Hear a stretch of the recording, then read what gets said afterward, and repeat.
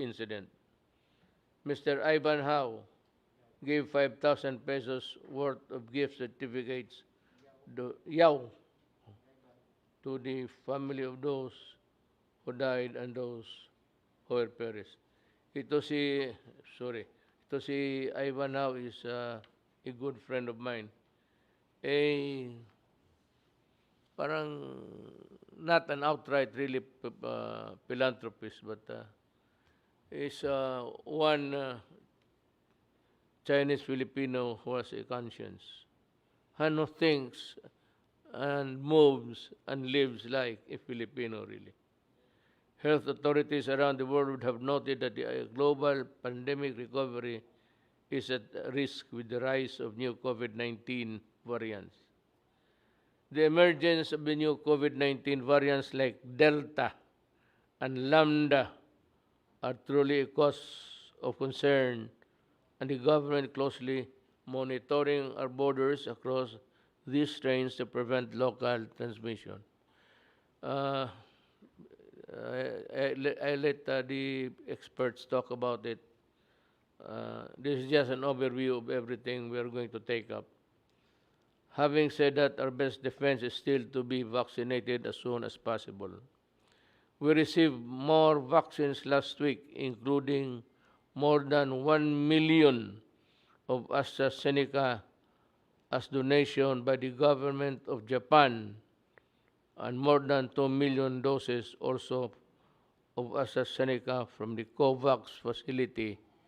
This COVAX facility, I repeat, is a facility of the World Health Organization.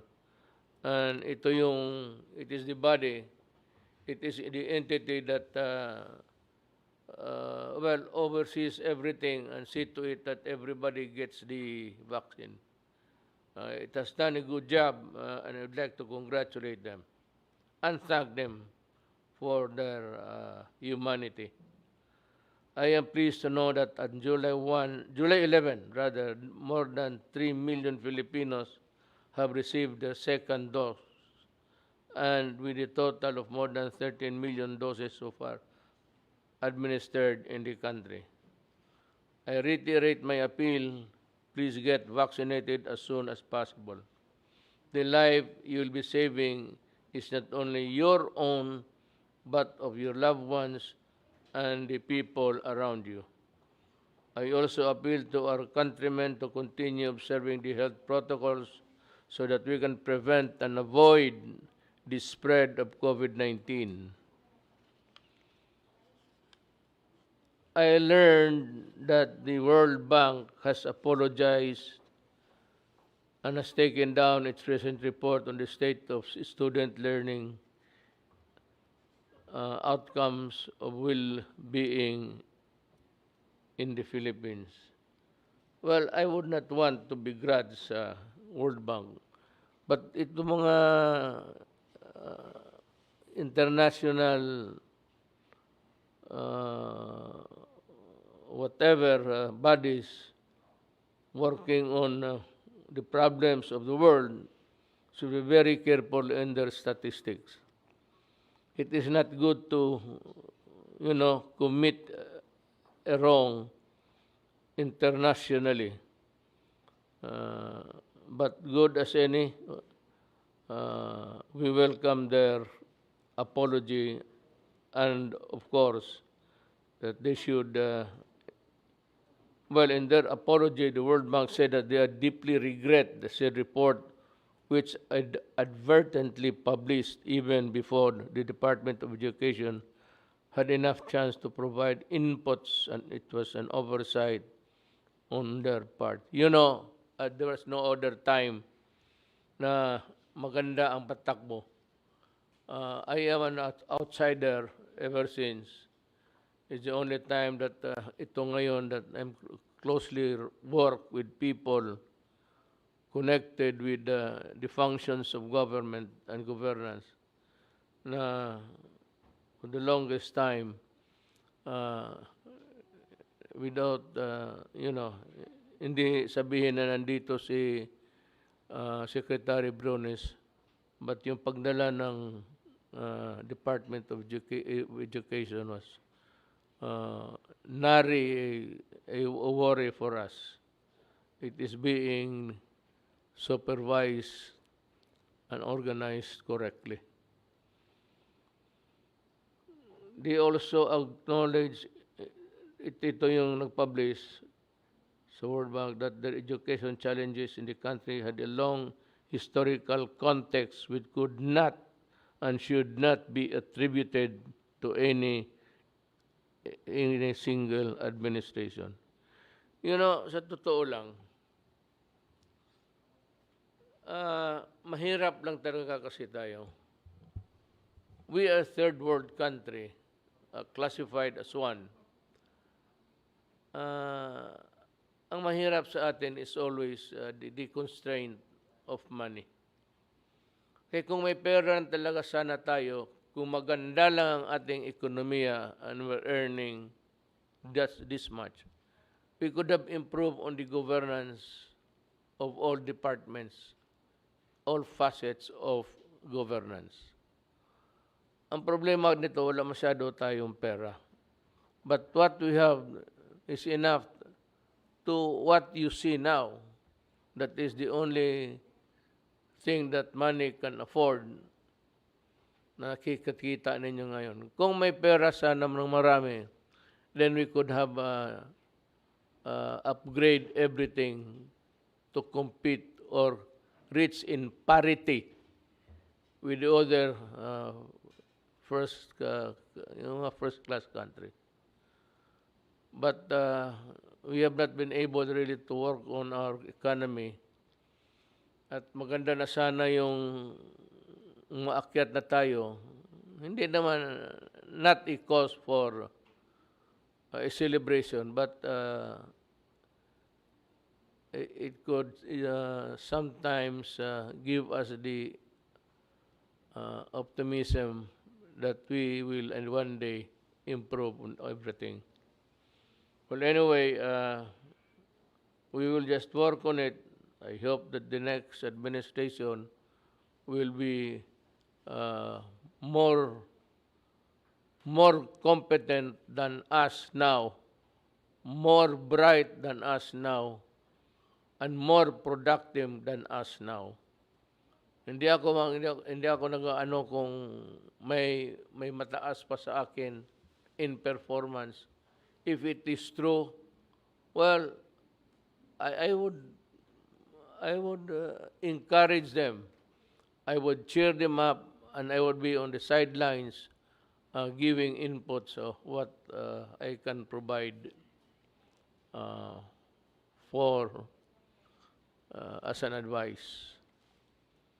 I commend Secretary Leonor Briones for calling out the World Bank on this issue. I hope a more accurate report based on the latest data will be made. I'm sure that the Department of Education is working on a new set of data to be submitted to them so that they can correct their figures and data inputs. On that note, and for the sake of the transparency and policy direction, we would like to know the latest assessment metrics of student performance and achievement, as well as the latest national data and figures in terms of learning outcomes, especially during the pandemic, so we can identify which gaps need to be addressed. I have no doubt that the Department of Education will do everything it can to correct the misconception. And I'm sure that the things that we will provide to them will be the true and accurate situation in the Philippines.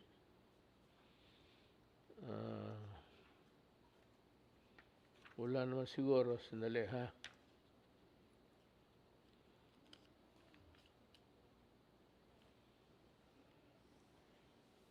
Hindi na nila sinali dito kung sino yung napreso, sinong nagkakaso. But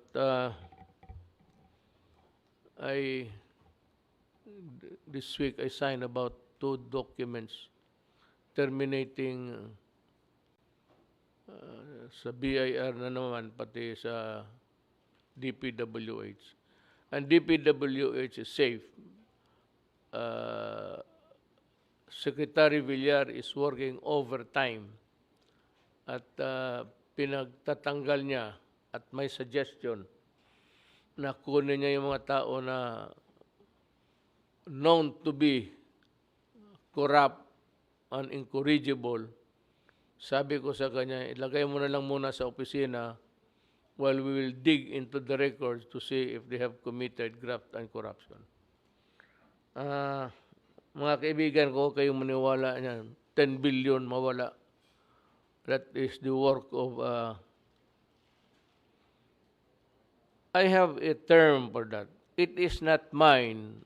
I just borrowed it. But I think Pacquiao is punch drunk. Punch drunk. And I leave it up to you. Mayroon man kayong cellphone, hanapin ninyo. I think he is. To be talking about 10 billion from nowhere. Papayag ba naman ang kuha niya? Hindi lang yan. Papayag ba kami? Papayag ba ang mga sekretary ng mga departamento na papayag na ganon na may mawala 10 billion? That is a statement coming from a guy who is punch. Suntok ba? Punch drunk. Lasing. Look it up sa ano ninyo. Makita ninyo sa cellphone ninyo. Diyan sa internet yan eh. So, again, we will have a concise, precise, and an accurate report coming from the department secretaries concerned. As usual, we begin with Secretary of the Health Department, Secretary Duque. You have the floor, sir. Thank you, Mr. President. Magandang gabi po, sir, at sa akin po mga kapwa kalihim. Sa ngalan po ng DOH, ako po ay magbabahagi sa inyo ng maikling ulat ukol sa ating COVID-19 situation at mga kaakibat na mga impormasyon or kaalaman para po sa pakinabang ng ating po mga mahal na kababayan. Next slide. Muli po, ang ating pangkalahatan kaso ay nakapagtala ng 1.4 million thereabouts. Meron po tayo na idagdag na 5,204 na mga kaso as of today, July 12. At ang active cases naman po dito ay umabot na ng 49,128. Meron po na idagdag na 5,153 na aktibong mga kaso. Ang katumbas po nito ay 3.32%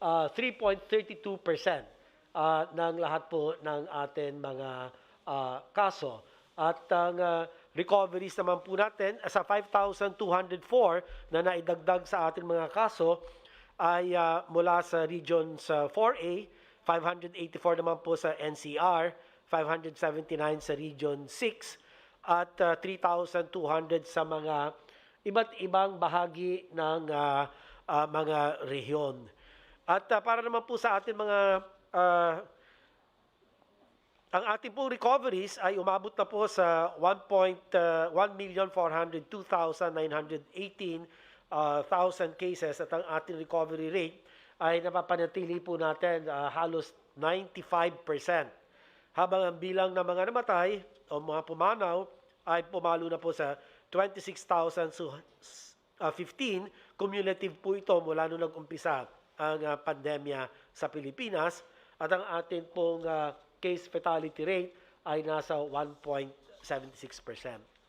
Para naman po sa mga Pilipinong may edad mababa sa 1 taon gulang hanggang 49 na taong gulang.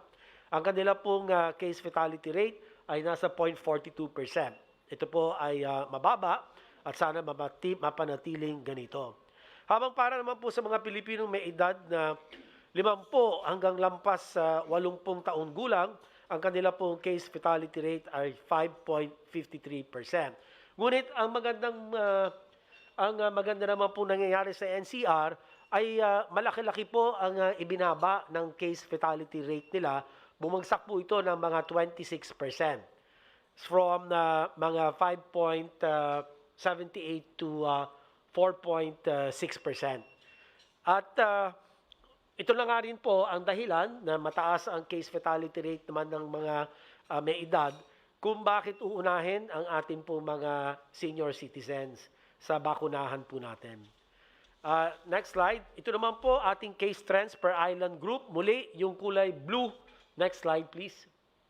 Yan po, muli yung kulay blue natin. Nakita po natin matapos po nag-peak sometime in March and April ay nag-umpisa naman po bumaba ito at dito po patuloy na nagpa-plateau ang NCR plus areas. Ito po yung kulay blue at yung ating pong kulay green na epidemic curves na nakikita po ninyo sa harap. Habang nagpapakita ng mabagal na pagbaba naman ang Visayas at Mindanao at sa kabilang dako nagkaroon ng bahagyang pagtaas ang rest of Luzon noong nakaraan linggo at nagsisimula din mag-plateau sa ngayon. Sa susunod na slide po makikita natin ang pangkalahatan case trends nationwide. Dito naman ang atin pong pambansang average. Kasama po ang NCR at mga iba pang high-risk regions. Makikita po natin sa kabuuan patuloy na gumaganda ang pambansang ADAR or average daily attack rate per 100,000 population at ang ating pong 2-week growth rate. Patuloy rin bumababa ang ADAR ng NCR habang bahagyang tumaas ang TWGR dito at nangangahulugan na bumabagal po ang pagbaba ng mga kaso.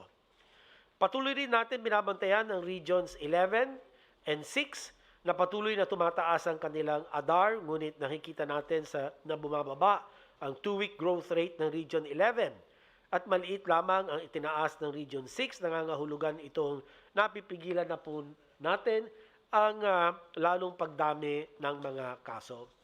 Umakyat muli sa high risk ang CAR na may ADAR na 7.09 at TWGR na 10% at alalahanan namin ang Regional Task Force ng CAR na paigtingin ang kanilang pagpapatupad ng PDITR strategies at ang mga ospital na maglaan ng sapat na COVID beds, kasama po mechanical ventilators upang maaga po natin mapigilan ang tumataas na naman kaso sa CAR. At huli, bumaba na sa low risk ang Regions 12, 8 at Caraga na binabantayan natin noong mga nakaraan linggo. Next slide, please. Next slide. Ayan, yung kanina, tinapos ko na yan. Next slide. Sa atin naman mga pagpapaunlad ng tinatawag natin National HCAR or Healthcare Utilization Rate, ay patuloy na bumubuti ang atin HCAR, lalo na't patuloy ang pagdadagdag ng mga rehiyon ng sapat na bilang ng COVID-19 dedicated beds at mga mechanical ventilators. Kasama sa atin moderate risk, HCAR ngayong linggo ang Regions 11 and 6, habang nasa high risk ICU utilization rate ang Regions 11, CAR, and 5, at critical risk ICU utilization rate ang Region 6. Tatalakayin natin ito sa mga susunod na slides. Upang higit pang mapalakas ang ating pagtugon sa pangangailangan sa ICU beds at equipment, ang inyo pong DOH ay kasalukuyan na inilalatag ang polisiyang ukol sa isang reconversion principle or yung para pong accordion instrument kung saan may check na mga batayan ang mga facilities sakaling kinakailangan isagawa ang pagdaragdag o di kaya ay pag-reallocate ng mga kama, kagamitan at sapat na bilang ng health workers bilang paghahanda sa mga potential spikes or surges. Next slide. Ito naman po ay H-curve ng Region 11. Bagamat nananatiling nasa 82% ang ICU utilization rate nito, nakapaglaan ng Region 11 ng sapat na COVID-19 dedicated beds. Kaya naman nakikita natin sa nagsisimula ng bumababa ang kanilang H-curve kumpara noong peak nito last week noong July 4. Halos lahat po, kung makikita natin yung absolute change from peak, ay talagang nagbabaan naman po ang healthcare utilization rate. Ang H-care naman sa Region 6, next slide please. Bagamat bumaba ang kabuuan nitong H-curve, pumalo na sa critical risk ang kanilang ICU utilization rate. Kaya naman, inaabiso namin ang mga ospital sa Region 6 na magdagdag pa ng ICU beds upang mapababa natin ang ICU utilization rate ng rehiyon at higit na makatugon sa mga maaaring mga ilangan severe to critical patients. At ang akin ngang laging sinasabi, yung mga isolation beds ay kinakailangan ito ay gawin na lamang nilang mga ICU beds para mas mapalawig ang kanila pong kapasidad. Sa H-curve naman ng CAR, next slide. Ito naman po, nagbalik naman ang CAR sa high risk na utilization rate. Kaya kung matatandaan, binantayan po natin ang CAR bago pa man tayo magpatupad ng lockdown noong Abril hanggang Mayo dahil isa ang rehiyon na ito sa mga unang tinamaan ng mga variants of concern maliban po sa NCR+. Diyan po nag-umpisa natin na ma-discover ang B117 or ang UK variant noong Enero. Kung makikita ang kasalukuyan nitong lagay, makikita na nalalapit na sa level ng peak ang CAR, ang kanilang ICU utilization rate. Kaya naman po, inuudyok namin ang mga ospital rito na dagdagan ang ICU capacity sa rehiyon upang mapigilan ang pagtaas pa ng kanila pong mga ICU utilization rate. At sa panghuling healthcare utilization rate report sa Region 5, pwede ba natin ipakita ang Region 5? Salamat. At bagamat natiling nasa low risk ang H-curve ng Region 5, ay nasa high risk ang kanilang ICU utilization rate na nakikita natin kasalukuyang bumababa habang tumataas ang kanilang ward bed utilization rate. At inuudyok namin muli ang mga ospital dito na maglaan ng karagdagan ward beds upang mapababa rin natin ang utilization rate nito tulad ng atin nagawa sa ICU utilization rate. At dumako naman po tayo ngayon sa COVID-19 deaths. Simula po noong Hunyo at ngayon papasok ng Hulyo ang ating pong naitatalang weekly deaths ay mas mababa sa ating pong 7-day moving average. Ano po ibig sabihin nito? Ibig sabihin po nito ay patuloy na bumababa ang ating pong naitatalang COVID-19 deaths sa bansa. Para naman sa regional proportion ng mga COVID-19 deaths, makikita na patuloy ang pagbaba ng mga naitatalang deaths sa NCR, yung po mga blue bars. Pakita nyo, ay numinipis ang bilang ng kaso. At habang nanggagaling naman ang karamihan ngayon sa other regions, doon sa ating pong bansa, yung represented by the black o itim na mga bars. Ang Region 3 naman po ang represented by the violet bars at Region 6. Ang yellow bar at Region 4A, ito po yung aqua blue bar. At itong Hunyo naman, nakapagtala tayo ng 2,533 deaths o 84 deaths per day sa patuloy natin pagpapatupad ng PDITR strategies at COVID-19 vaccination program. Bilang pagbubuod, ito ang mahalagang mensahe natin ngayong linggo. Una, we are in a race against the variants of concern or VOC. At nakararanas ngayon ang ibang mga bansa ng matinding surge dahil sa pagkalat ng mga variants. Sa Pilipinas, nakabuti ang pagpapatupad po ng mas mahigpit na public health interventions at napababa natin ang mga kaso na kasalukuyang nagpaplateau. Kasama rito ang ating NCR plus wide lockdown noong Abril hanggang Mayo at ang kasalukuyan na paghihigpit ng ating pong mga border control protocols. Hindi dapat natin ito sayangin at dapat ito maging daan tungo sa pagbabakuna ng mas maraming Pilipino, lalong-lalo na po ang mga senior citizens. Mahigpit na pagsubaybay sa mga rehiyon at lokalidad na tumataas ang ADAR, 2-week growth rate and healthcare utilization rates at ang kanila pong mortality rate. At huli, ang patuloy na pagpapaigting ng ating health systems capacity sa bawat rehiyon. Kinakailangan po natin bilisan ang ating kilos at huwag natin hayaan na makapasok at kumalat ang mga variants of concern tulad ng Delta at ang banta ng Lambda variant. So, yan na lang po ang aking pinakahuling bahagi ng aking pong report, Mr. President. Handa po akong sumagot sa inyong katanungan. Maraming salamat po. Magandang gabi. For brevity, let's jump to Secretary Galvez. Mr. President, Senator Bongo, my fellow cabinet members, mga kababayan ko, magandang gabi po sa inyo lahat. Ngayong gabi po, akin pong ipipresenta ang updates ng COVID-19 sa vaccination program ngayong July. Next slide, please. We have some good news. The Philippines reached the 13 million mark in 4 days' time after it reaches its 12 million mark despite some delay on the deliveries last June and also first week of July. We are also expecting to increase our throughput or yung administration ng ating bakuna in the succeeding weeks and months with the expected arrival of more than 11 million vaccines this July. Noong nakaraang linggo lamang po ay dumating po at sinalubong po nga natin ang pagdating ng 1 milyon na AstraZeneca at saka po yung 2 milyon na galing sa COVAX.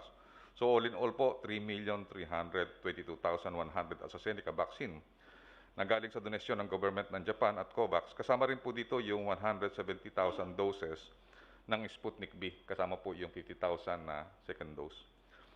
Ngayong linggo po, inaasahan po natin po na darating po ang 2.5 million doses ng Sinovac.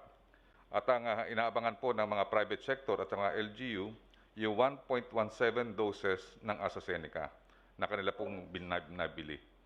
Umaasa rin po tayo na ang pagdating ng 3,239,400 vaccine na nagmula sa donation sharing ng US at saka po ng COVAX. Magandang balita po, Mr. President, ang original po nila ng donation is more or less to 3 million lang po. Pero dinagdagan po nila ng 215,400 po. So dinagdagan pa nila ng mga more than 200,000. So naging 3 million ang total, 3,239,400. Napakalaking tulong po yung kasi one shot po yung J&J.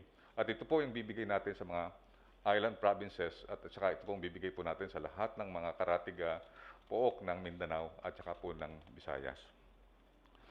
Ayon po sa utos ng ating mahal na Pangulo, bibisitahan din po namin ang mga lugar kung saan mayroong matataas na kaso sa COVID-19 katulad ng Samar, ng Cagayan de Oro, Jensan at Zamboanga City. At yun po ay sisimulan po namin next week. Ayusin lang po namin yung mga deliveries kasi marami po tayong deliveries ngayong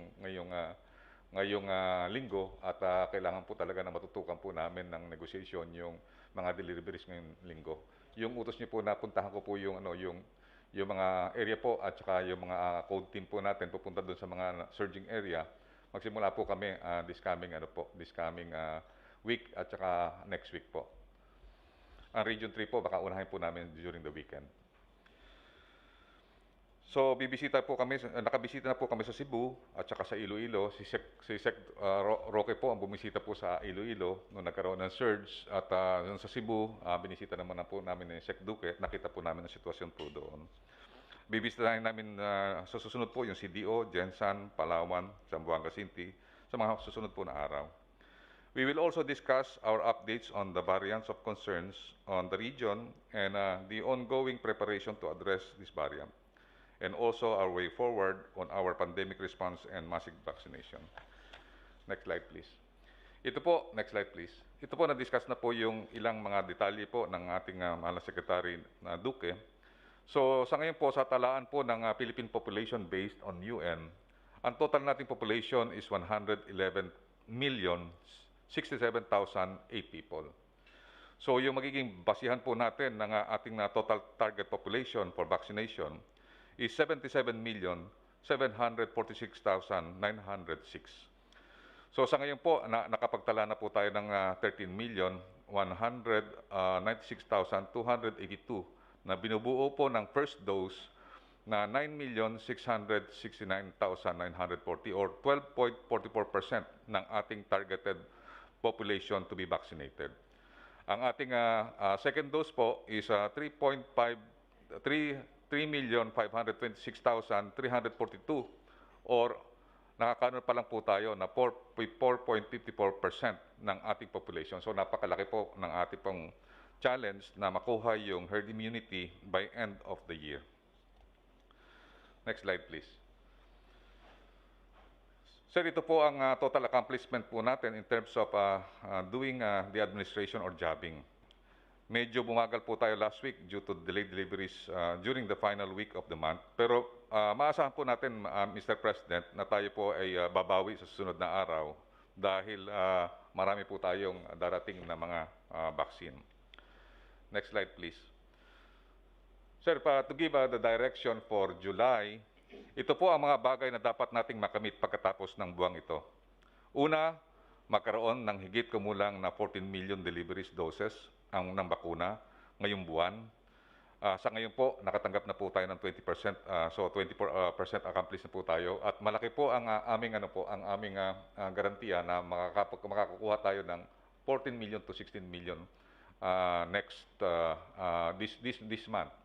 Kasi po, pinirmahan namin po yung aming kontrata na i-accelerate ng Sinovac ang kanilang delivery. Ngayong July, i-upgrade po nila na 7.5 million po ang bibigay po nila at saka sa August po ibibigay po nila 8.4 million. So yun po ang sa atin ng China. Nagpapasalamat po kami dahil kasi sana po ma-approvean po ng China yon. So ma-upgrade yung ating delivery po ng napakalaking porsyento. Pangalawa, na maiturok sa ating mga kababayan na nasa priority na 10 million doses na vaccine ngayong buwan. We are now at more or less 31%.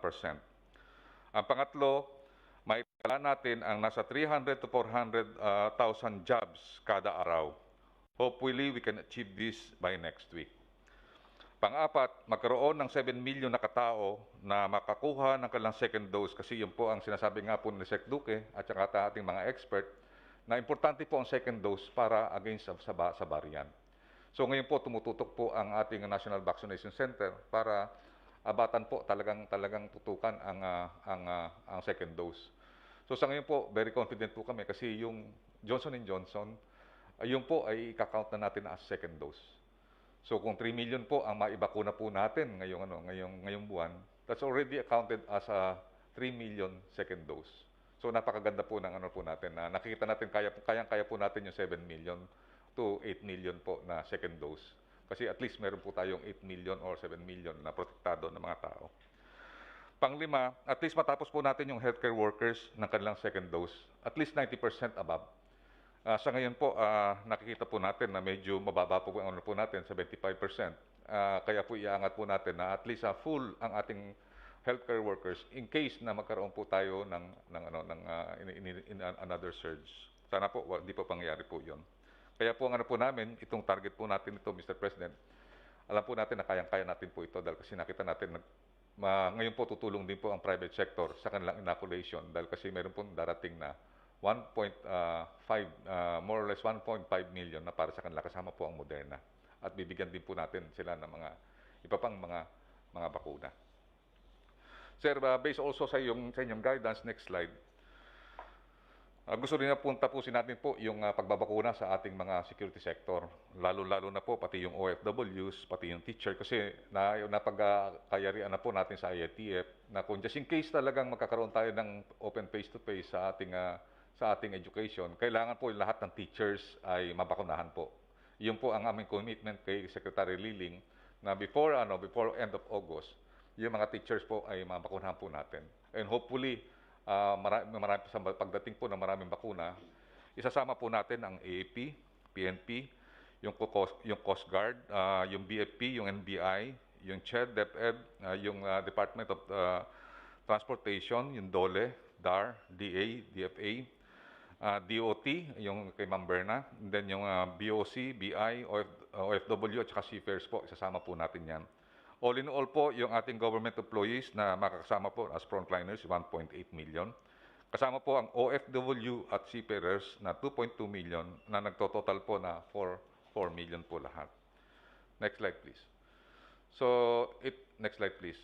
Sir, ito po yung ating natanggap po ng nakaraang araw at ito po yung ating pagsalubong sa ating mga Japanese vaccine na donation. Nagpapasalamat po tayo kay Prime Minister Suga for his kindness and generosity for donating the more than 1.1 million vaccine.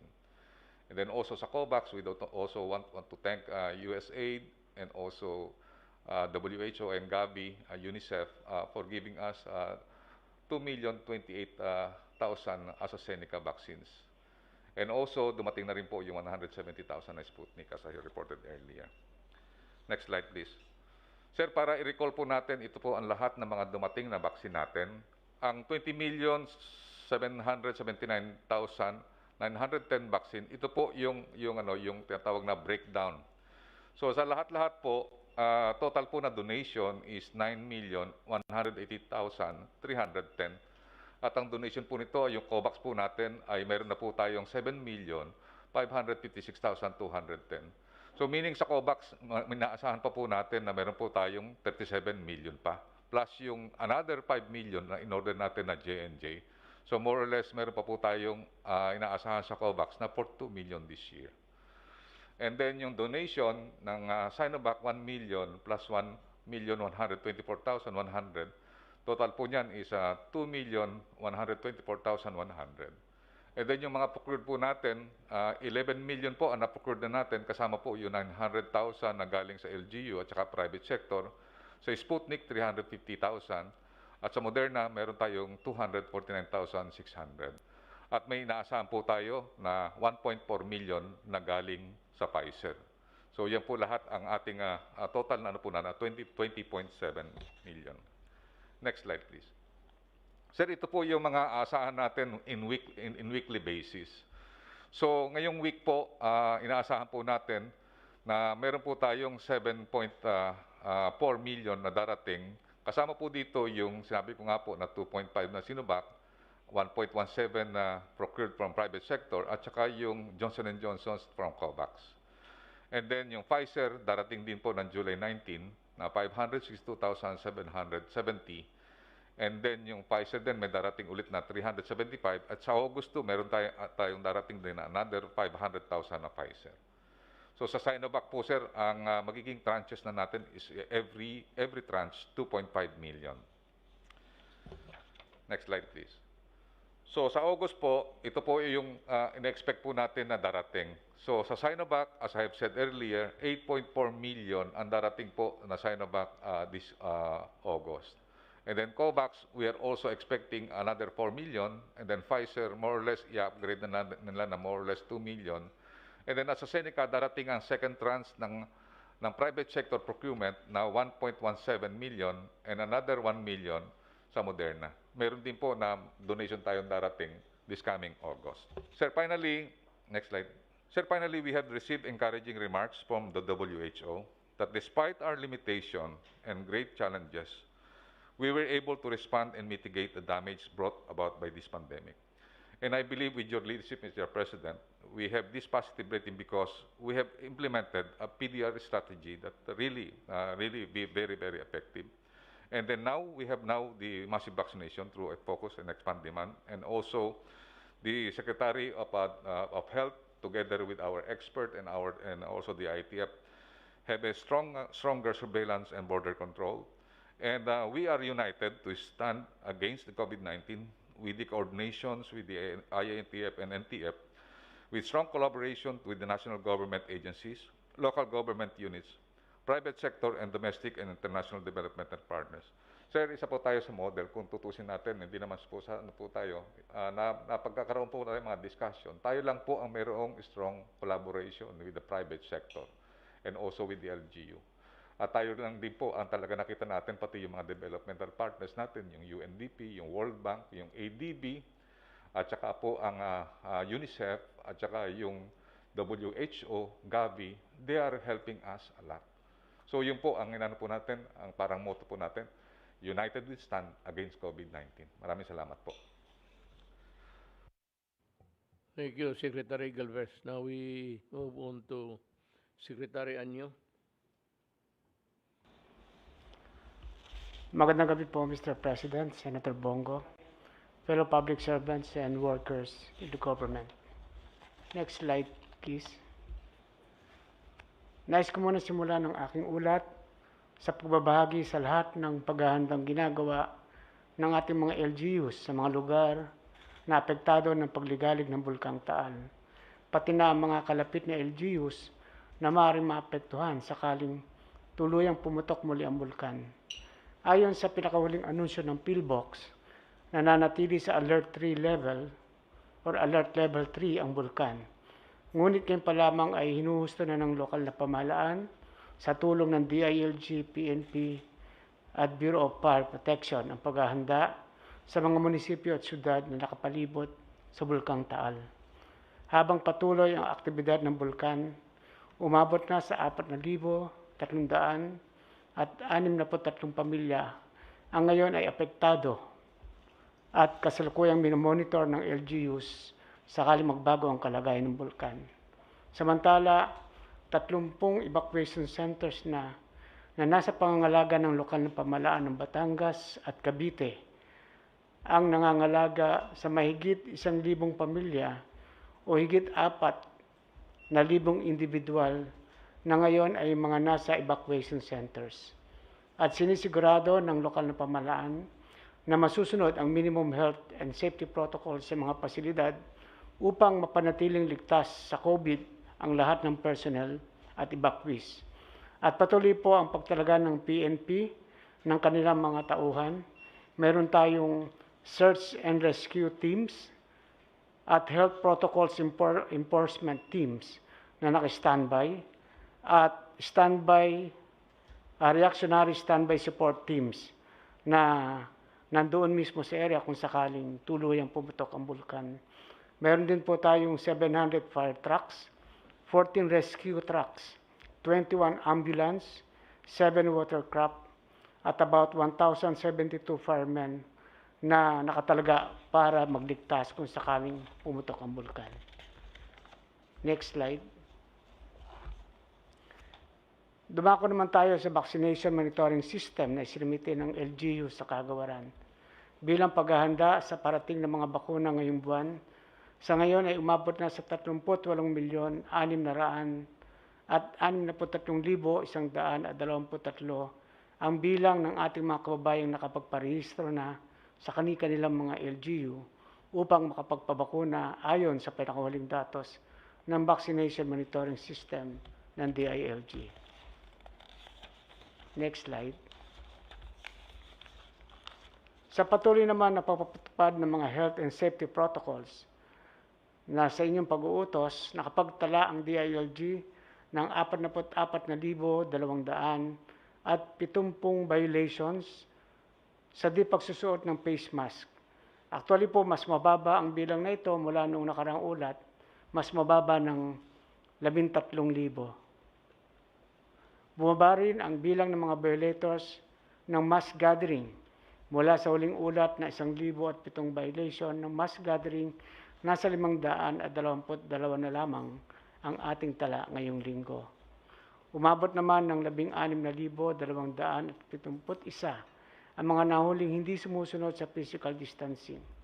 Mas mababa ang numerong ito ng mahigit 3,000 kaysa sa naitalang bilang noong nakaraang linggo. At sana ay patuloy pa ang pagbaba ng bilang ng mga nahuhuling lumalabag sa minimum health and safety protocols upang mas bumaba pa ang bilang ng kaso ng COVID sa ating bansa. Next, please. Ito naman po ang tala ng ating mga tri-bureau, ang PNP, ang ating Bureau of Fire Protection at saka BGNP. Sa ngayon po ay nakapagtala na ng 50,549 first dose ang PNP at 15,549 naman. So sa tumatayang 23% po sa buong strength ng ating Philippine National Police. Ito naman sa ating Bureau of Fire Protection, 13,613 ang napag-first dose at 6,853 ang second dose. So 42% and 21% respectively po. At sa BJMP, 11,378 ang nakapag-first dose, 8,486 naman ang second dose, 67 and 52% respectively. At ayon nga po sa plano ni Secretary Charlie Galvez ay ngayong August po ang buong Philippine National Police, BGMP at Bureau of Fire kasama ng AFP ay makatanggap na ng ang lahat po ng ating mga uniformadong hanay ay mapupuli vaccinated na. At sa pagbabantay naman po ay meron tayong 24,329 na kapulisan ang siyang naghahatid at nagsisecure ng ating mga vaccination sites. At may nakatalaga tayong 222 fire trucks, 17 ambulances, at 714 firemen na nakatalaga upang magbantay sa ating mga vaccination sites. Next slide, please. Sa atin naman pong kampanya sa illegal na droga, narito ang datos na ating nakalap mula sa PNP at iba pang mga sangay ng pamahalaang nagtutulong-tulong upang mapuksa ang pagkalat ng illegal na droga sa bansa. 10 individual na sangkot sa kaso ng illegal na droga ang kusang sumuko sa mga otoridad mula July 4 hanggang July 11. Sa panahong ito, nagsagawa ang pamunuan ng PNP na 1,173 operasyon laban sa illegal na droga. May 1,645 individual ang naaresto, habang 12 ang naitalang namatay sa mga naisagawang police operations against illegal drugs. Mahigit 16 na kilo ng sabu at halos 60 kilo ng marijuana ang nakumpiska sa magkakahiwalay na operasyon ng ating kapulisan at iba pang ehensiyang naglalayong wakasan ang illegal na droga sa bansa. Sa kabuuan po ay umabot na higit na 121.66 million pesos. Halos doble po ito kasi noong nakaraang linggo ay 65 million lang yung ating nakumpiska. So nagdoble po 121.66 million ang ating nakumpiskang sabu at marijuana sa panahong ito. Lalo pa rin po namin paigtingin ang kampanya sa illegal na droga. Yun lamang po, Mr. President. Maraming pong salamat.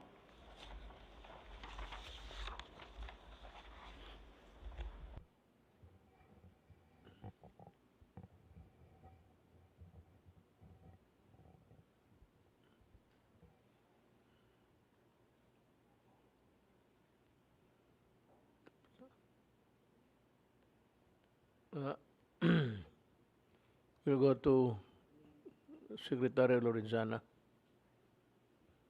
Good evening, Mr. President. Good evening, Senator Bongo and my colleagues. I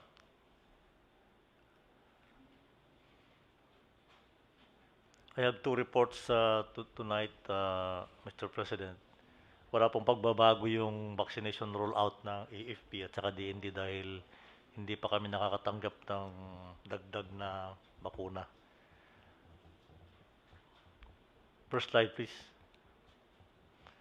Ito po yung update ng ating mga dumarating na mga OFWs at saka yung mga overseas Filipinos. Ang kabuuan po ngayon ng OFWs ay 1,008,873. Meron pong nadagdag na 11,321 mula nung ako'y nag-ulat nung nakaraang linggo. Dito naman sa mga overseas Filipinos ay 239,711. Mayroong nadagdag na 4,316. Total po dyan sa dalawang kategory na yan ay 1.2 million po. Mahigit yung 1.2 million. Wala naman po tayo nakikitang mga dumarating na problema rito dahil naagapan po ng mga tao natin sa airport at saka yung pagka-OFW naman ay yung OWA ang nangangalaga sa kanila. Next slide. Ito po yung update natin ng mga Pilipinong umuwi mula sa Sabah. Wala pa pong magbabago ito mula nung nakaraang linggo, pero sa susunod po na mga linggo ay mag-resume na po tayo. Papatuloy na natin yung pagpapauwi nitong mga 4,683 na mga Pilipinong nasa Sabah. Next slide. Ito po yung update ng Taal Volcano ayon sa ginagawa po ng NDRRMC. Next slide. As of to yesterday, kahapon po ay level 3 pa rin, hanggang ngayong level 3 pa rin ang status ng bulkan, at tuloy pa rin po yung restricted itong 7 kilometers around ito. So, wala namang pagputok na nangyari, pero mayroong 74 volcanic earthquakes recorded. Yung pong maliliit lang na tremors. 6,408 tons sulfur dioxide per day ang binubuga po ng bulkan. Next. Ito dagdag doon sa kanyang report ni ulat ni Secretary Anyo, pareho lang po sila dito ang ating ang ating datos. Next slide. Ito po yung response efforts na hinihahanda ng ating NDRRMC. Masugid po natin sinusubaybayan itong mga paghahanda nitong mga agencies na ito. Mr. President, ang NDRRMC po ay naghahanda na rin sa pagdating ng yung pag-ulan at saka yung pagbagyo. Ang sabi po ng Pag-asa ay magkakaroon ng 1 hanggang 3 bagyong itong buwan na to, at saka sa susunod pang mga buwan at least 1 to 3 typhoons ang darating. Yun lang po, Mr. President. Thank you. Thank you, Secretary Lorizana. Dito na tayo, tapusin na natin dito sa panel si Secretary Roque. Magandang gabi, Mayor, at magandang gabi, Senator Bongo, sa ating mga kasama. Patuloy po yung ating mga pagbabakuna sa iba't ibang sektor at iba't ibang lugar ng Pilipinas, no? Dumating nga po unang-una yung AstraZeneca na dinonate po ng bansang Japan, na dinaluhan ninyo po. Ito po ay ilan lamang doon sa mga dumating nga pong mga bakuna, no? Dumating din po yung Sputnik V. 2 component po yung dumating sa ating Sputnik V, at ito po yung maglulutas doon sa problema ng mga kababayan natin na naturukan po ng first dose at nag-aantay ng second dose. So wala na pong problema yung mga nag-aantay ng second dose para sa Sputnik V. Next slide. Kanina po ay nasa San Juan tayo, kung saan nagkaroon po tayo ng pagdedeklara ng pagtagumpay laban sa COVID-19, dahil gaya po nung Battle of Pinaglabanan, kung saan nagkaroon ng kauna-unahang matagumpay na pag-aaklas ang mga katipunero, nagkaroon po tayo ng kauna-unahang pagwawagi laban sa COVID-19 dahil nagkaroon po tayo ng 100% first dose dyan sa San Juan. At inaasahan po ng mga Sanjuaneño na by August po ay ma-achieve na nila yung 100% full vaccinated individuals dyan po sa San Juan. Inaasahan po natin yung iba't iba pa natin mga lokal na pamahalaan, lalo na dito sa Metro Manila, na sumunod po sa yapak ng San Juan, at magkakaroon din po sila ng komemorasyon ng 100% first vaccination. Next slide. Ito pong mabuting balita, ang isa pong pag-aaral na ginawa po ng Pulse Asia, at ito po ay lumabas itong June, no? Makikita nyo po na kung ikukumpira yung kanilang resulta noong February, at ang tanong ay, kung meron ng bakuna laban sa COVID-19, ikaw pa ay magpapabakuna. Noong Pebrero po, 16 lamang ang sumagot ng oo. Pero ngayong Hunyo po, no, ilang buwan lang po nakalipas matapos po ang Pebrero, ang sumagot ng oo po ay 43%. Napakalaki po ng tinaas ng ating vaccine confidence, no. Hindi ko na po sinabang isang slide, pero lumabas na rin po yung June figures ng trust and satisfaction rating ninyo po. Isa lang pong binabantayan ko, yung Pulse Asia din po, no. Dati po kasi ay 90 at 91 ang trust and satisfaction. Bahagyang gumalaw po yung trust and satisfaction ninyo. Ngayon po parehong 88, no. So within margin of error po, halos hindi po bumaba ang inyong trust and satisfaction rating. So yan po yung mga on the record, pero yung mga ibang tatanong ko po, gaya ng sinabi nyo, talagang hindi ko po maiiwasan na marami akong mga tinatanong sa inyo. Kayo na po mag-decide kung gusto nyo pong on the record or off the record. Ang unang tanong po ng media na hindi ko pa sinasagot ay magkakaroon po ng pagpupulong yung PDP laban na pinamumunuan po ng Vice Chairman Cusi at pinamumunuan niyo po bilang chairman, pero na-expel na daw po di umano si Secretary Cusi at iyong ilang mga kasama. So, ano pong aasahan ng taong bayan doon sa pagpupulong ng PDP na dadaluhan ninyo sa Clark? At pangalawa po, ang inyong reaction doon sa pag-amin po sa kauna-unahang pagkakataon ni Mayor Inday Sara na siya daw po ay open para tumakbo para sa pagka-presidente, at yun po yung kauna-unahang pagkakataon na siya po ay sumagot na she is open to the idea. Yan po Open lang naman. Opo. Open lang. That is all there is to it. Oh. As usual, may I give a little bit of a personal comment dito sa programa to.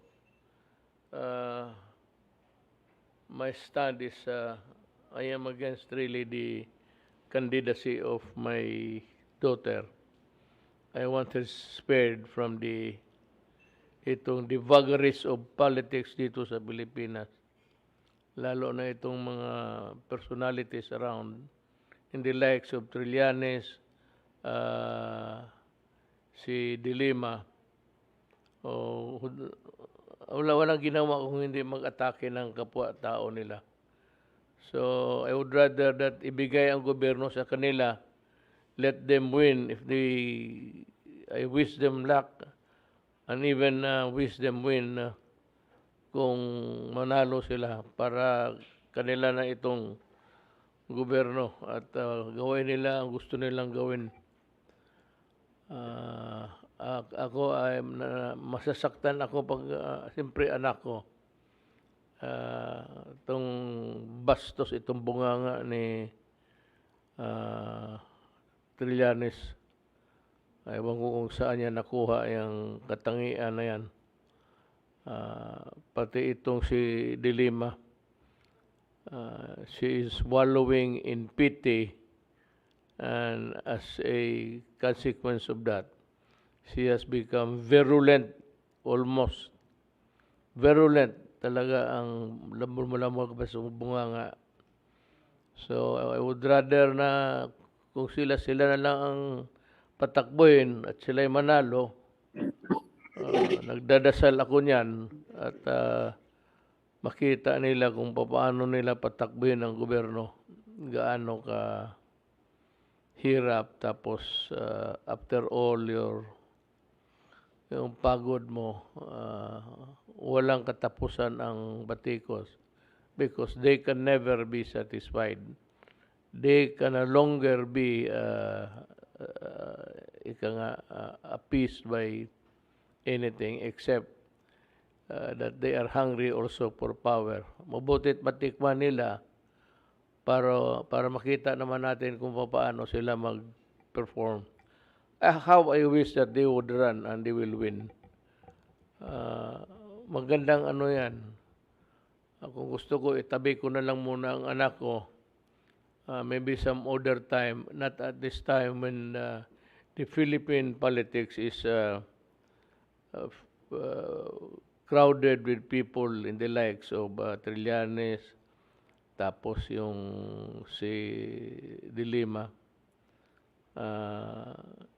Gusto ko sila na lang muna run at some other time. Huwag ngayon kasi wala kang ano dito, mabastos ka lang. It's not good for a woman to be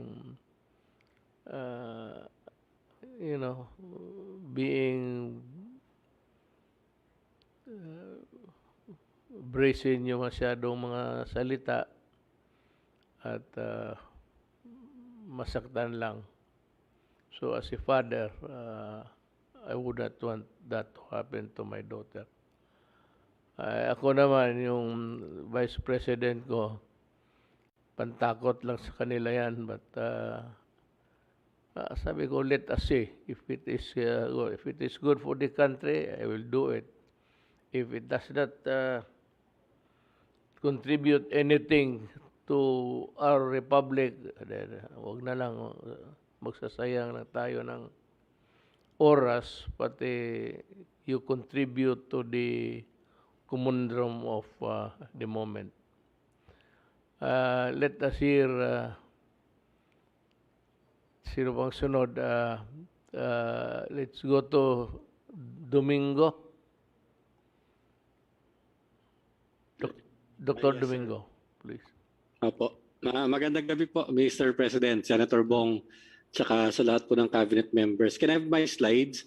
Magbigay lang po ako, sir, ng konting information on the variants and yung effect po ng mga vaccine sa mga variant. Yun pong latest data po na nalalaman po na binabahagi po sa atin ng WHO. Can I have the slides, please?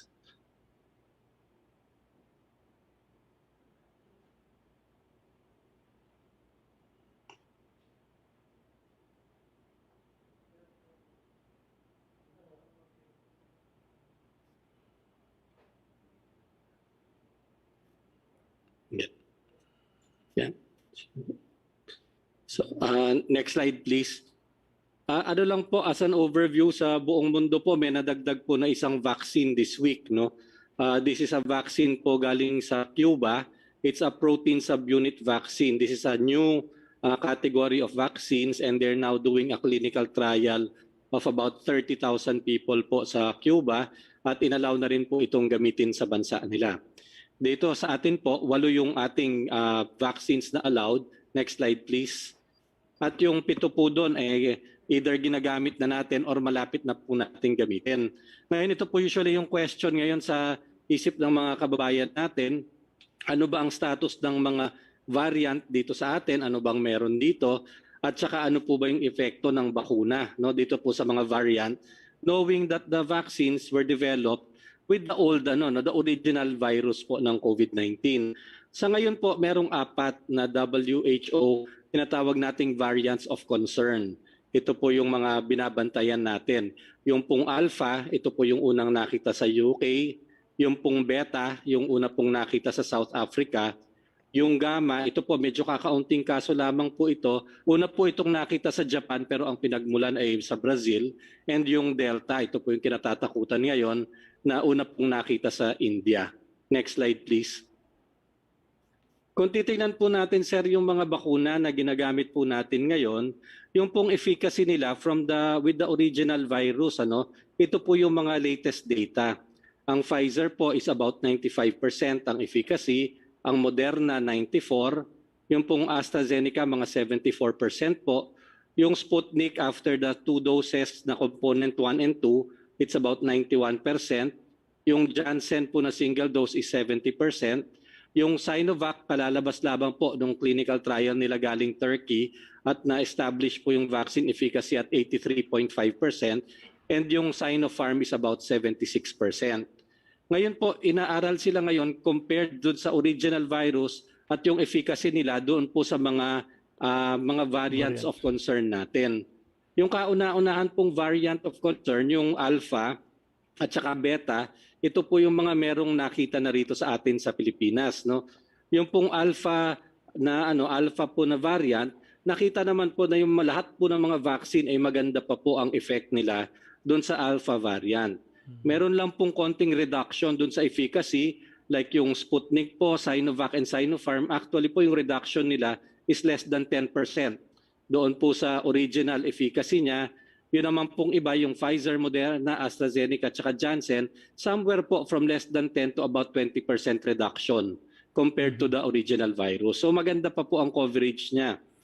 Doon po sa variant na pangalawa, yung beta, yung pong nakita una sa South Africa, mas maganda po, yung pong mga Janssen at saka Sinopharm at Sinovac, maganda rin po ang coverage sa kanya. Ang reduction po ng kanyang efficacy is mga 10% to 20%. Yun pong ibang bakuna, yung Pfizer, Moderna, AstraZeneca at Sputnik, yung pong sa taas, medyo malaki po ang binababa niya, no, ang efficacy ng do sa South African variant by 20 to 30%. So, meron pong mga nagkakasakit. Pero karamihan naman po na nagkakasakit ng beta variant, mga mild. At maganda pa rin po yung coverage niya against severe illness at saka po sa pagkamatay. Yun pong dalawang mas bagong variant, ito po medyo kulang pa po tayo ng datos, sir. Yun pong gamma variant, lalo na po, konting-konti po kasi ang kaso nito. So, hindi po natin masabi kung meron talaga siyang clinical significance pagdating sa public. Pero yun naman pong mga naaral na vaccine, katulad po ng Pfizer, Moderna, AstraZeneca at saka Sinovac, nakikita po na yung reduction ng efficacy niya compared to the original, pag kinumpare sa gamma, maliit lamang naman po yung reduction. So mga 10 to 20% lamang. Yung pong Sputnik, Janssen, tsaka Sinopharm, wala pa pong datos dito. Pero nakikita naman po natin, sir, yung pattern, mga ganyan din po siguro yan. Bumababa lang po ng kaunti. And the last po na talagang variant of concern ngayon is yung Delta virus po na naunang nakita sa India. Yun pong mga ginagamit po nating vaccines katulad po ng Pfizer, Moderna, AstraZeneca at yung padating po na Janssen, nakita po na yung kanyang reduction in efficacy compared to the original virus is mga 10 to 20%. No? Ibig sabihin po, maganda pa rin naman po ang kanyang coverage. Hinihintay pa po natin, sir, yung data from Sinovac, Sinopharm at saka Sputnik regarding yung Delta variant dahil inaaral pa po nila ito. Pero katulad po ng nabanggit natin, so ang nakikita naman po natin pattern ay gano'n. No? Nagiging ang mga variant po, nababawasan ng konti yung efficacy ng vaccine pero hindi naman po siya nawawala. No? Nagiging very useful pa rin naman po. Yan lang po. Maraming salamat po. Thank you, Dr. Domingo. Alam mo, it's a very consoling words coming from you regarding the efficacy of the present vaccines that we are having now and which is being vaccinated by all could have a fighting chance against the variants of which people are really scared. Ang tanong nga nila, kailangan pa ba ng bagong vaccine? But with your data na binigay mo ngayon, it seems that we are a little bit safe. Not really totally safe, but I said it is very consoling to hear from you that the present vaccine we are using are as effective, although not to its full degree, but rather could give us a minimum of comfort that there is available vaccine and it can be used against the virus. Senator Bongo would like to ask you a few questions. Go ahead, Senator. Thank you, Mr. President. Sa pag-iikot ko po ng buong bansa, nakikita ko na po. Totoo yung sinabi ni Secretary Roque kanina. Kung noong unang panahon po ay less than 20% po ang nagtataas ng kamay, ngayon po umaabot na halos kalahati ang nagtataas ng kamay. Even more than half ay gusto na pong magpa-bakuna. I would like to congratulate also Secretary Galvez. Mga tanong ko lang po rito, mga tanong po ito sa baba na about this, yung mga efficacy po nitong bakuna natin. Kasi yung iba po ay tanong nila na bakunahan sila ng Sinovac o Sinovac. Tapos ang tanong nila, dumating na yung mga Pfizer, tapos dumating yung mga AstraZeneca. May mga nalilito pa rin. Kung pwede ho bang ma-explain po ng mabuti Dr. Domingo and even Secretary Duque, Secretary Galvez, na halos pareho naman po ang epekto nito. Sinasabi nila, ito yung Sinovac, ito yung epekto niya, ito naman po epekto nitong mga Western na bakuna. Sana po mapaintindi pa natin sa Pilipino para lalo pa silang mainggan yung bakuna dahil dumadami na po ang gusto talagang magpabakuna sa ngayon. And are we on the right track po sa target po natin na population protection towards achieving herd immunity ngayong taong ito, Secretary Duque? You may answer also, Secretary Galvez, after.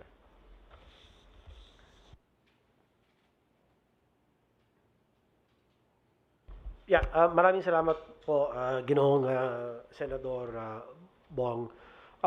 Yung ating ultimate goal, yung pinupuntirya natin is 70% of the population. Halimbawa, kung 100 million tayo, although we're more now, no, based on the latest statistics, just para mas madali pong maintindihan ng ating pong mga kababayan, 70 million ang goal natin for herd immunity, na dapat 2 doses ng bakuna ang mabigay sa bawat Pilipino. So, yan po ay nakasalalay sa supply ng bakuna. So, kung ang supply ng bakuna, halimbawa talagang darating siya on a regular basis na mga 10 to 15 million a month, or even 20 million a month, no, na regular, pwede ho natin maabot yun in 140 days. Kasi kung 70 million na katao ay kung divided by halimbawa 500,000 a day. Kasi ngayon nakakalahati na tayo, mga 250,000 a day na tayo, Senator, no? So kung 500,000 yan, 70 million divided by 500,000, yung first dose, matatapos tayo in 140 days or 40 months and 20 days. So from now on, kasi ngayon meron na tayong na-job na 13 million doses. Ano po? Pero kung 70 million ang atin puntirya, sa ngayon, yung 13 million, meron tayo mga 9.6 million na first dose, which is about 13% of the 70 million first dose. Ang second dose naman natin, completely inoculated individual, as mga 3.5, 3.6 million, which is equivalent to about 5% of the population of herd immunity first dose. Pero 2 doses po tayo, di ba? 140 million doses tayo. So, in 140 days natin, we can finish that in about 4 months and 20 days. Ngayon, depende naman kasi sa interval ng doses. Halimbawa, ang Pfizer, Moderna, 28 days. Even Sinovac, 28 days. AstraZeneca, 12 weeks. So, may antayan na depende sa dosing interval ng bawat bakuna. So, we are on track so far based on my calculation, no, and given the assumption. So, 500,000 jabs a day, about 20 to 30 million doses a month. No? So, kailangan talaga supply. Kaya na yung efficiency, napatunayan na natin kahit nakakonti pa rin yung bakuna natin, pero nakita natin nakaka 250,000 a day tayo. No? So, nangangalahati na po tayo. Secretary Duque, yung sana mapaintindi rin natin sa tao, yung effectiveness nitong mga bakuna compared dun sa ibang mga bakuna. Kasi nababasa nila, deactivated ito, traditional na mga bakuna. Sana po ay mapaintindi natin sa kanila na pareho naman po ang efficacy nito na makontrol po. Hindi sila umabot sa severe cases po pag nabakunahan ka na po. Tama po kayo, Ginoong Senador. Ang pakay po ng bakuna ay ang mga sumusunod. Ang pinakapangunahin na iiwasan kapag ka nabakunahan ay yung tinatawag natin na severe and critical COVID cases. No po? Yung pong prevention of hospitalization at preventing death. Ito po yung mga pangunahin epekto na makakamit kapag nabakunahan ng kompleto ang isang individual. May mga bakuna po na nagpapakita na hindi ganun ka-epektibo pagdating sa mga symptomatic o yung mga mild to symptomatic COVID cases. Pero ang pag-aksayahan natin ng panahon, yung naiiwasan, yung severe to COVID cases at preventing hospitalization and death. So yun naman po ang talagang pinakamahalaga sa lahat. Ang epekto po ng lahat ng bakuna para-pareho po kasi sila ay lumilikha sa katawan ng isang tao, gumagawa po ng mga sundalo or antibodies sa loob ng ating pong katawan para nang sa ganon, kapag dumating po yung virus na wild virus o yung variant, yung sundalo sa katawan natin handa pong lumaban. Ngayon po, may mga katanungan, kailangan ba ng booster doses? Kapag ka ba dumaan ang ilan buwan matapos na kumpleto ang bakuna, sapat ba yung sundalong ginawa ng katawan natin or antibodies? No? Yan po ay sa kasalukuyan talagang pinag-aaralan pa rin po yan at wala pong malinaw na datos kung kakailanganin ba talaga ng booster doses. In fact, sa Amerika, may mga meron na pong nagbabanggit na baka kailanganin daw po ng booster doses pero ang USA Center for Disease Control, sinabi not at this point. Hindi pa rin po kinakailangan ang booster doses. Ngayon, ang epekto po ng mga bakuna na yan sa paglikha ng sundalo sa loob ng katawan or antibodies, sa first dose, kung susukatin po natin yung antibody level, medyo mababa pa po yan. After mga 4 weeks to a little longer than 4 weeks for some other vaccines, AstraZeneca 12 weeks And the better pa nga kung mas matagal daw for AstraZeneca yung dosing interval, no? Mas tumataas ang efficacy rate based on their clinical trial studies. So, yung pong pagka binigyan kayo ng pangalawang dose, yung susukatin nyo na naman yung antibodies nyo, mas mataas na naman yung antibody response. Ano po? Ngayon, pagdating ng panahon na wala naman banta nung COVID sa inyo, hindi naman kayo nagkakasakit, bababa talaga yung antibody levels. Kasi ganun talaga yung trabaho ng katawan natin, yung sundalo, kung wala namang kalaban, matutulog. Okay? Pero pagka nagkaroon po ng pagkakataon na magkaroon ng exposure to the virus itself, kaya variant yan, whatever variant, meron po tayong tinatawag na memory B cells and memory T cells. Naka-encode po sa memory B cells. Gigisingin na naman niya. Siya po yung gigising sa mga sundalong tulog. So, magtataas na naman ang antibodies natin. Kapag ka nagising, sa pamamagitan po ng ating mga memory B cells, memory T cells. Alam niyo po, ang bakuna, epekto ng bakuna, hindi lamang po yung antibodies ang nalilikha. Meron din po tayong tinatawag na cytotoxic T cells. Ito pong cytotoxic T cells, isa na naman pamamaraan po ito para labanan ang mga virus. Kanya malawak ho ang epekto ng mga bakuna, pero ngayon nasasanay lang po tayo na ang sinusukat ay yung antibodies. Pero meron na rin po mga pamamaraan ngayon na masukat din ang cytotoxic T cell activity. So, yan lang po ang masasabi ko sa kanyo. So, lahat po sila pare-pareho epekto. Ngayon, ang susunod na tanong po dyan, pwede bang paghaluin, mix and match yung mga bakuna? Sa ngayon po, medyo manipis pa rin po ang datos natin. Kaya habang kakaunti pa ho atin mga bakuna, ang paalala po ng FDA at ng DOH ay sumunod pa rin pa sa ating protocol. Kung ano yung first dose platform, yun din po ang second dose.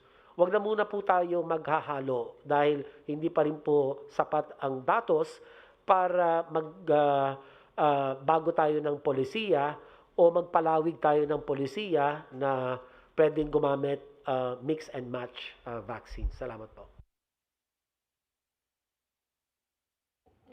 Is your question answered? Maraming Senator? salamat po, Secretary Duque. It was a very good explanation. Clear and concise and easily readable. Nakakaintindi. So we go next to Secretary Briones. Ma'am. Thank you, Mr. President. First of all, I would like to pay my respects and my thanks to the President and the members of the Cabinet for their consistent support for our proposed policies on education. This update, Mr. President, is related to the recent World Bank debate on the data which the report which they released to the press, and perhaps the statement also of the Vice President on the need to declare a crisis in education. Mr. President, the Department of Education has been in existence legally for 123 years. We have just celebrated our 123rd year. And out of those 123 years, your administration is only on its 5th year. And so it is not perhaps correct or wise or appropriate to lay all the problems of education at the door of your administration. Also, our concern is that the World Bank report, and they put it in writing because we asked them to explain, was based on data of the now very famous and notorious PISA, which is the Program for International Student Assessment. This is the worldwide assessment of students all over the world. So makompare sila. This was first set up, ito Mr. President, in the year of our Lord 2000. And we joined your administration, your DepEd, joined PISA in 2018 after 18 years. We had not joined this international assessment before. So it's like as if we are looking at the mirror of education relative to the worldwide situation after 18 years. I am the 7th Secretary of Education, and I am the only one who made such a decision that we will join this comparison. What concerns us, Mr. President, is the fact that in the report which the World Bank released to the public and to the press, they used such data, which was, as I said, ang pinaka-latest na nag-join tayo is 2018, already during your administration, the 7th Secretary of Education. At that time, 2016 pa, Mr. President, when you appointed me, I already said that we will join the international assessments. So we will see how we fare with the rest of the world. Kasi tayo, we have our own national assessments.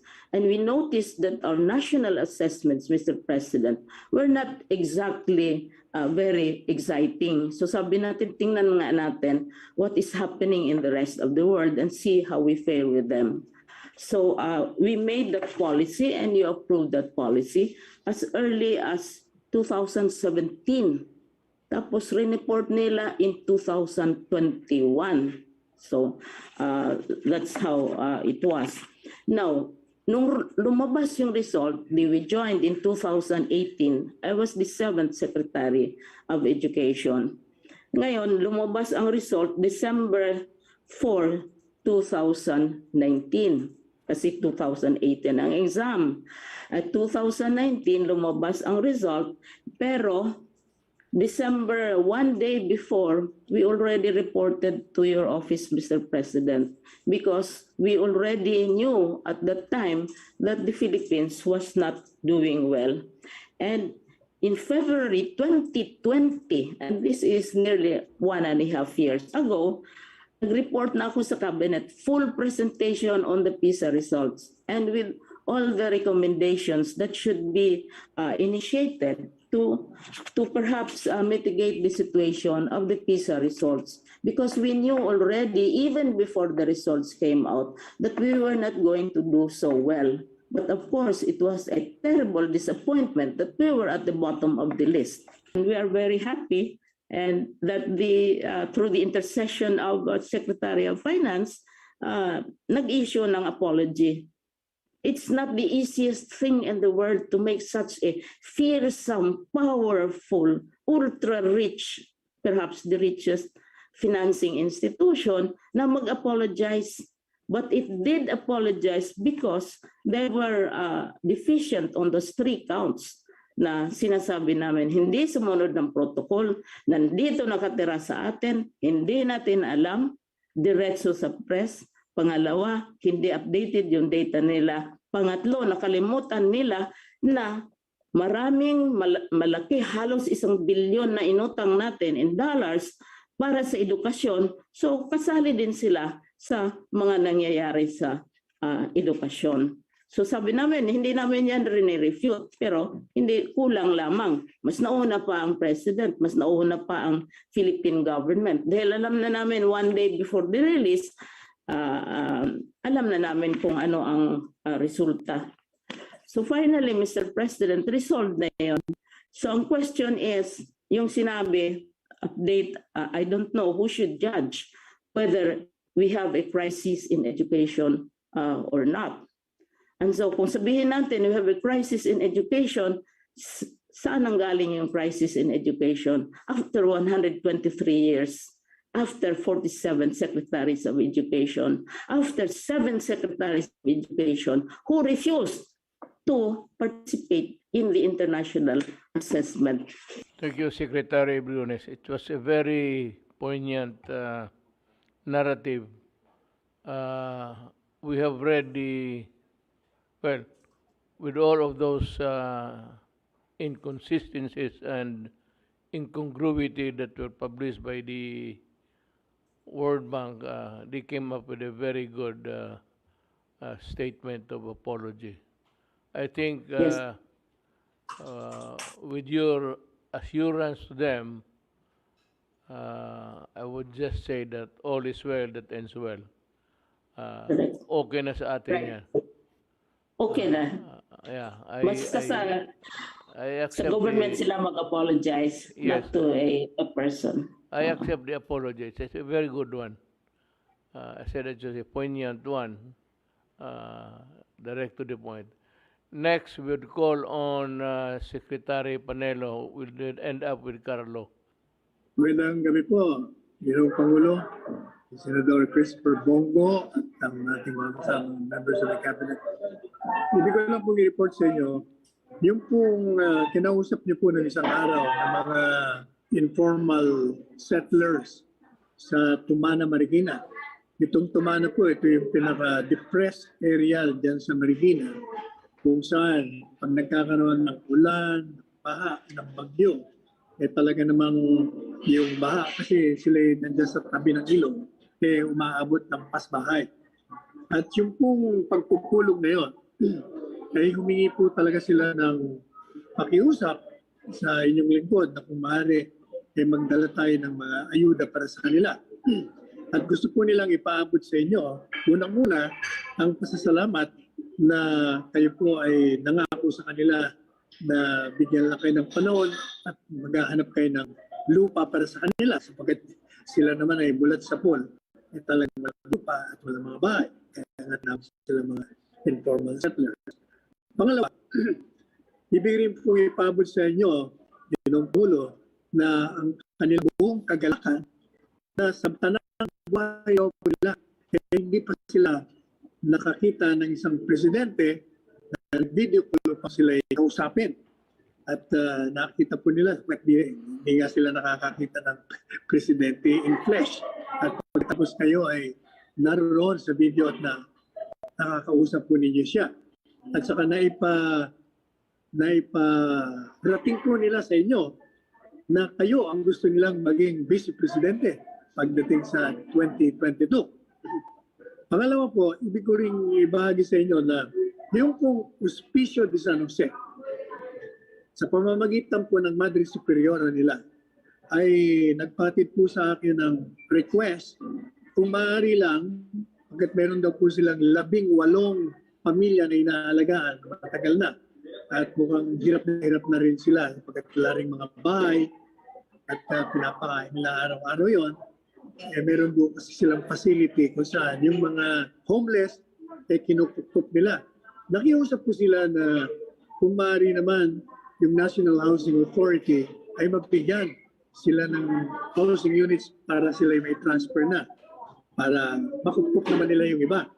At tinawagan ko naman po si GM Julius Calada at dali-dali nga ako, dahil kayo palagi kayong merong continuing instruction na bigyan ninyo ng mga housing units, yung mga wala. At pinoprocess na po. Tumugong kagad si GM Escalada upang mabigyan yung 18 pamilya na nariyan po sa Hospicio de San Jose. Now, pangatlo po, Ginoong Pangulo, yung pong issue sa whether or not merong constitutional prohibition sa inyong pagtakbo bilang presidente ng bansa. Sapagkat marami sa mga kritiko po ninyo na talagang kayo ay binabanatan at sinasabi nilang gusto niyong manatili sa kapangyarihan kaya gusto niyong tumakbo bilang vice presidente kahit na ang saligang batas naman daw nagsasabi na hindi kayo pwedeng tumakbo sapagkat nilalabag raw ang diwa ng saligang batas. Pero ang katotohanan po niya talaga naman pinag-aralan natin ang saligang batas. Kayo po isang abogado rin at marami ang nakakalam. May yung prohibition na tinatawag, yung ipinagbabawal ay yung pagtakbo ng nakaupong presidente sa halalan. Madaling sabi, kung matapos ang kanyang termino, hindi na siya po pwedeng tumakbo uling presidente. Yun po ang pinagbabawal at yung maliwanag. Wala pong sinasabi sa ligang batas na ang presidenteng nakaupo ay hindi na maaaring tumakbo sa ibang posisyon. Madaling sabi, ang prinsipyo na pag hindi pinagbabawal na sa ligang batas, ito ay pinapayagan. At wala naman. Kaya sabi ko nga po sa programa ng Counterpoint, kung totoo ang framers of the Constitution ay pinagbabawal yan, iyan ang kanilang diwa, di sana inilagay na nila ng maliwanag na hindi po pwedeng tumakbo ng anumang posisyon ng presidente sapagkat pag nabakante yung presidenteng nakaupo ay siya ang susunod, siya ang papalit. Sabi ko nga po yung pong prohibition pag disqualify ay tungkol lamang sa re-election at hindi po succession. Ang saligang batas ay maliwanag na pag nagbakante ang presidente, yung vice-presidente ang uupo. At kung kayo nga po ay tatakbo at kung titingnan yung pulso ng bayan, kaya nga po nasabi niyo, piling ng bayan ay ang utos ng bayan at dapat ay sundin sapagkat yan ang merong sovereignty ang tinig. Pag kayo naman po naman ang manalo, talagang panalo kayo at saka hindi ko totoo yung sinasabi nila na gusto nyo lang manatili sa kapangyarihan. Sapagkat kaya kayo gustong o kaya kayo pwedeng tumakbo o maaring makumbinsin tumakbo ay sapagkat unang-una, marami kayong programa na sinimulan. Ang dami niya. At kailangan pong naroon kayo upang alalayan po ninyo kung sino man ang bagong administrasyon sa pagpapatuloy ng inyong mga programa. Pangalawa, hindi po totoo na sinasabi na kaya kayo tumatakbo, tumatakas kayo sa mga krimen na idinidemanda sa inyo. Unang-una, imahinasyon lang mo nila yung mga krimen niya. Wala naman talagang krimen. Pangalawa, kaya na nga sinabi, wala nga silang jurisdiction. Dahil nga, yung due process clause of the Constitution nilalabag nila sapagkat hindi nila inilabas sa official gazette, yung Rome Statute.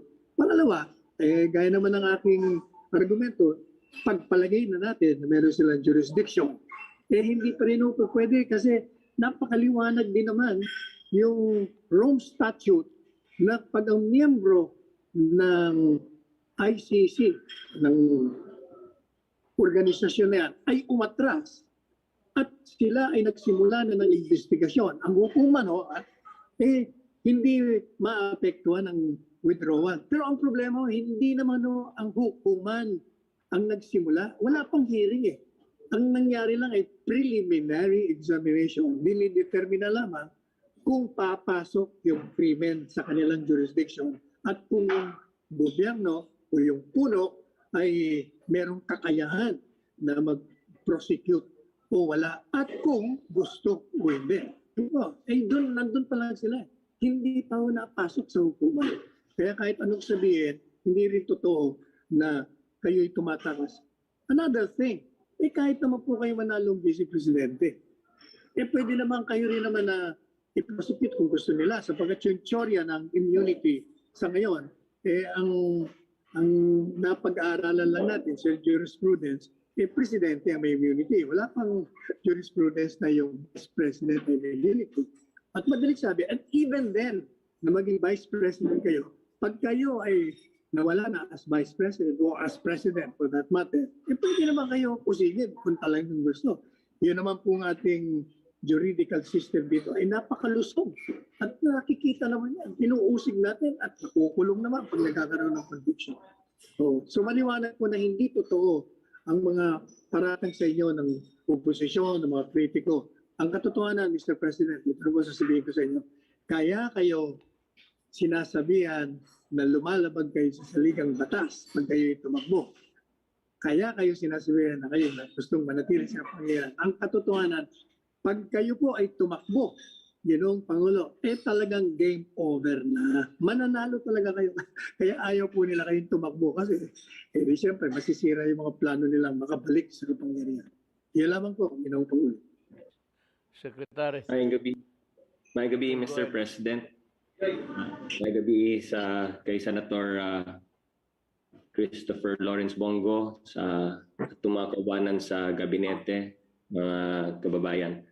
Mr. President, ilang linggo na lang, State of the Nation address yun na po sa July 26. Kaya ipagpatuloy ko na lang po yung pag-report ko sa ating mga kababayan ng nagawa na nating pre-SONA series na regional pre-SONA series. Nung nakaraang linggo ay nai-report ko po yung tungkol sa Region 13, Region 2, Region 5 at Region 12. So ituloy ko na lang po yung pag-report ko sa naganap sa Region 4B, sa Cordillera, sa Region 1 at sa Region 3. Kasama ko po dito sa mga pre-SONA yung ating mga cabinet officers in charge ng bawat region. At ito pong ginagawa natin sa ilalim ng kumpas ni Executive Secretary Medialdea at ng PCOO. At we maintain minimum public health standards sa paggawa natin ng regional pre-SONA. Pero lahat po ng mga national government agency representatives, youth sector groups, LGUs po, private sector at academic ay well represented naman po at blended po ito. May physical at may virtual presence po. Ibang San Fernando naman po sa Pampanga this time, ang pinuntahan natin sa pre-SONA series natin kasama si Secretary Carlito Galvez Jr. who is the CORDS po ng Region 3. Next slide. So dito po yan ginanap sa San Fernando, Pampanga last June 22. Next slide. And again, Central Luzon, Mr. President, remains our top ally and top corn producer among all regions at 699,044 metric tons. The output of the region for this quarter 2021 actually accounted for 15% ng national output natin. No? Meron din pong substantial increase in fisheries production sa Region 3 due to the growth ng municipal and aquaculture fisheries, 13.9% sa municipal and 6.6% growth sa aquaculture fisheries for Region 3. Just like in Region 1, next slide, pinagmamalaki rin po ng Region 3, RTF-LCAC, ang dismantling ng kilusang larangang guerrilla Sierra Madre or KLG Sierra Madre sa Region 3. And the AFP continues to work on the dismantling of other CTGs such as the Tarlac, Zambales, LKG, and the South Party committees. No? Tungkol naman sa internal peace, security, stability, and development sustained in Region 3, patuloy ang ating mga multi-pronged strategies and initiatives.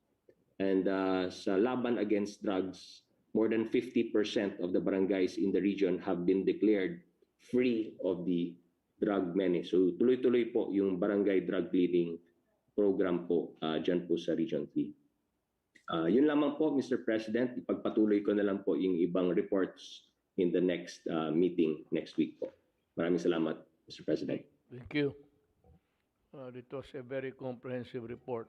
I'd like to thank again the Armed Forces of the Philippines for continuing the dismantling of so many guerrilla fronts throughout the country.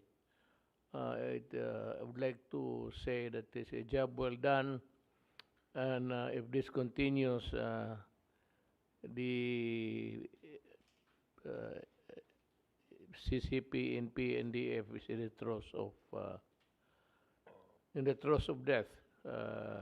We might be able to hopefully dismantle all by the time I get out of this office. So, wala na bang iba? Is there any other? Wala na, siguro. So, this ends our program for today. I'd like to thank Secretary Briones, Secretary Carlo Nograles, yung ating mabuting trabahante si Dr. Domingo, and all of the panel here present with me.